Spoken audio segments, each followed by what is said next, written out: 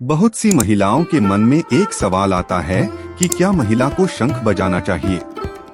यदि आपके मन में भी यह सवाल आ रहा है कि महिलाएं शंख का प्रयोग नहीं कर सकती, तो इस वीडियो में अंत तक बने रहें, क्योंकि हम आपको 4 पॉइंट में बताएंगे कि महिलाओं को शंख बजाने से क्यों रोका जाता है।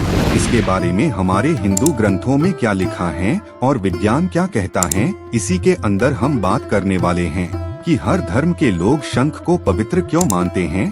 शंख काफी महत्वपूर्ण होता है और घर के अंदर शंख को रखा जाता है। माना जाता है कि घर में शंख रखने के अनेक फायदे होते हैं। वो फायदे क्या हैं? जानने से पहले वीडियो को अभी लाइक कर दें और अगर आप चैनल पर नए हैं तो अपना चैनल राघव भक्त को सब्सक्राइब कर लें।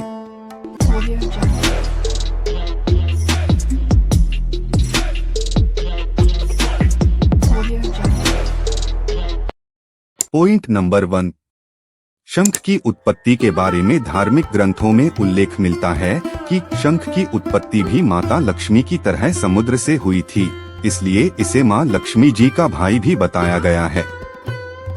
धार्मिक ग्रंथों में वर्णन मिलता है कि शंख का उद्भव समुद्र मंथन के दौरान हुआ था। समुद्र मंथन से 14 रत्नों की प्राप्ति हुई थी। शंख भी इन्हीं में से एक है। विज्ञान कहता है कि इन शंखों का निर्माण चूने से होता है। मॉलस्क जीव समुद्र के पानी से चूना प्राप्त करके शंख के रूप में जमा करते जाते हैं।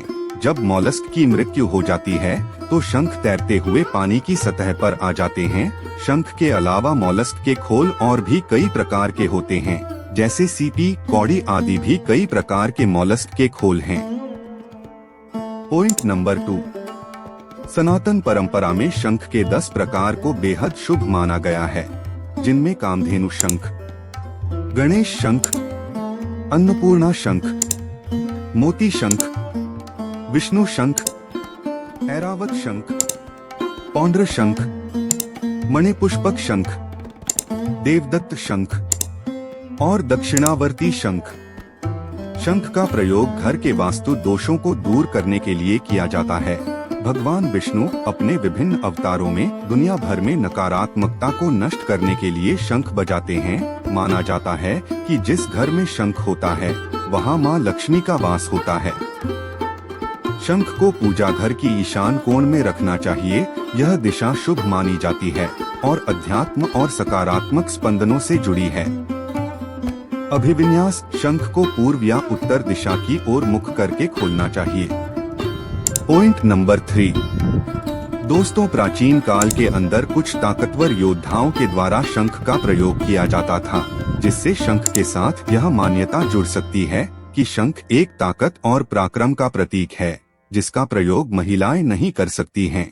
ऐसी स्थिति के अंदर यदि उस समय कोई महिला शंख बजाती तो एक तरह से उन योद्धाओं का अपमान समझा जाता होगा। इस वजह से भी महिलाओं के लिए यह बाद में वर्जित होता चला गया। हालांकि अब ऐसा कुछ नहीं है। शंख कोई शक्ति का प्रतीक नहीं है। इसे योद्धाओं से जोड़कर भी नहीं देखा जाता है। दोस्तों, वरुण पुराण के अंदर यह लिखा हुआ है कि महिलाएं शंख नहीं बजा सकती हैं। लेकिन असल में इसका मतलब यह नहीं है कि कोई भी महिला शंख नहीं बजा सकती हैं। इसका मतलब यह है कि गर्भवती महिलाएं शंख नहीं बजा सकती हैं। हालांकि इसके पीछे वैज्ञानिक कारण काम करता है। यदि कोई गर्भवती महिला शंख बजाती है तो इसका नुकसान इतना होगा कि उसके होने वाले बच्चे पर इसका बुरा प्रभाव पड़ सकता है।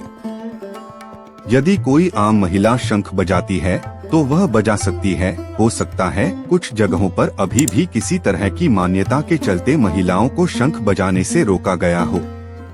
दोस्तों, शंख की आवाज को गर्भवती महिलाओं को नहीं सुनना चाहिए। यह बात विज्ञान भी मानता है और सच भी है कि शंख की उच्च आवृत्ति वाली ध्वनि बच्चे को नुकसान पहुंचा सकती है।